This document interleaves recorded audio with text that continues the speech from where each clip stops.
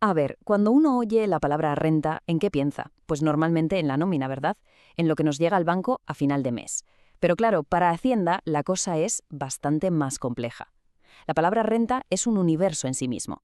Y para entender de verdad qué significa, no nos queda otra que irnos al origen de todo, a la ley que lo define, la Ley 35/2006 del IRPF. Venga, vamos a ver qué tenemos por delante.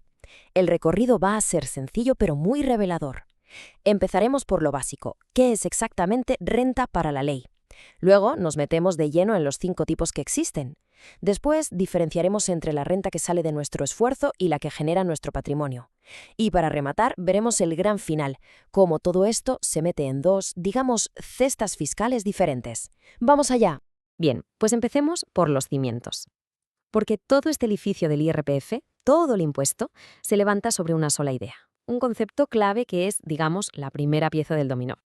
Y aquí la tenemos. La ley en su artículo 6 lo llama el hecho imponible. Suena técnico, ¿verdad? Pero en realidad es muy simple. Es el momento en que se activa la obligación de pagar el impuesto.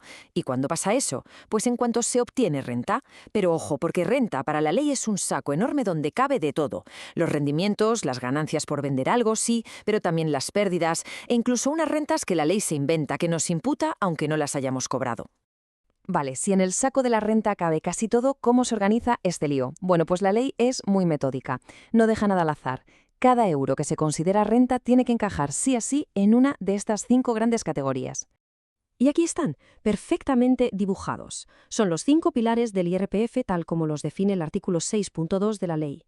Pensemos que son como 5 cajones distintos. Todo lo que la ley considera renta tiene que ir a parar a uno de estos 5 cajones. No hay más. Vamos a empezar por los dos grandes grupos, los que casi todo el mundo conoce. Hablamos de la renta que se genera directamente con el esfuerzo personal, ya sea por cuenta ajena o montándoselo por cuenta propia. Los rendimientos del trabajo. Vale, esto suena a nómina, y lo es, pero es mucho más. El artículo 17 es súper claro en esto. Aquí dentro no solo está el salario, también está la pensión, la prestación por desempleo, que a veces sorprende, incluso las dietas o lo que se cobre por dar una conferencia. Como vemos, el concepto es muy, muy amplio. Y luego tenemos los rendimientos de actividades económicas. Esto, traducidos, son los ingresos de los autónomos, de los profesionales liberales, de los empresarios. La ley en el artículo 27 usa una frase un poco rimbombante: ordenar por cuenta propia medios de producción, que vamos, en cristiano significa ser tu propio jefe, organizar tus herramientas, tu tiempo y tus conocimientos para ganar dinero. Vale, hasta ahora hemos hablado de la renta que viene de currar. Pero, ¿qué pasa con la renta que no viene del trabajo, sino de lo que ya tenemos? Ahora vamos a ver cómo tributa el dinero que genera, pues, más dinero, cuando nuestro patrimonio se pone a trabajar. Aquí, dentro de los rendimientos del capital, la ley hace una separación clave fundamental. Por un lado está el capital inmobiliario, artículo 22. Esto es fácil, es la pasta que se saca de alquilar inmuebles. Y por otro lado, el capital mobiliario, artículo 25. Y aquí ya entra todo lo demás. Los intereses del banco, los dividendos de las acciones, lo que te da un seguro, todo lo financiero vaya. Luego tenemos las ganancias y pérdidas patrimoniales.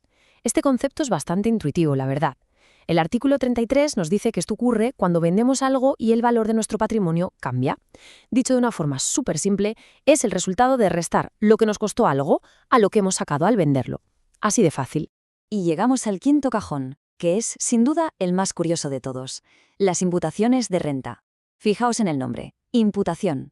Aquí la ley directamente se imagina que hemos tenido una renta, aunque no hayamos visto un duro.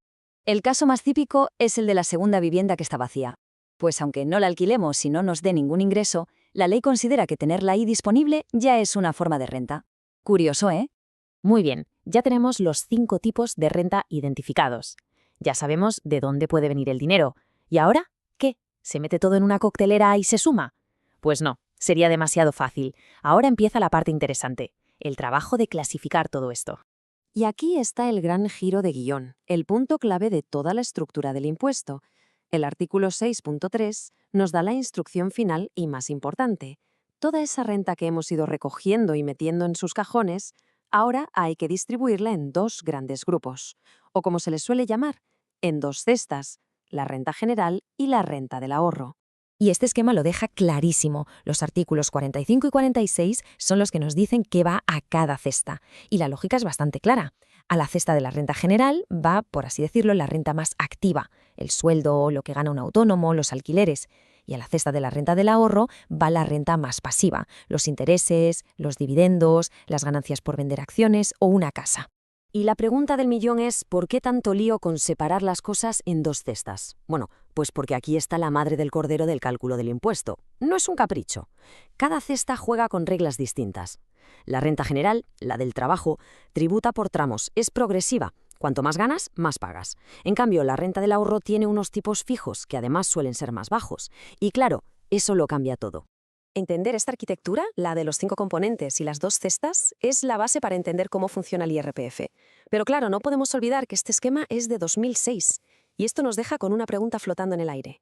¿Está esta estructura preparada para las nuevas formas de ganar dinero? Pensemos en los ingresos de un creador de contenido, en las criptomonedas. ¿Encajan bien aquí? Es una reflexión interesante que sin duda definirá cómo evoluciona este impuesto.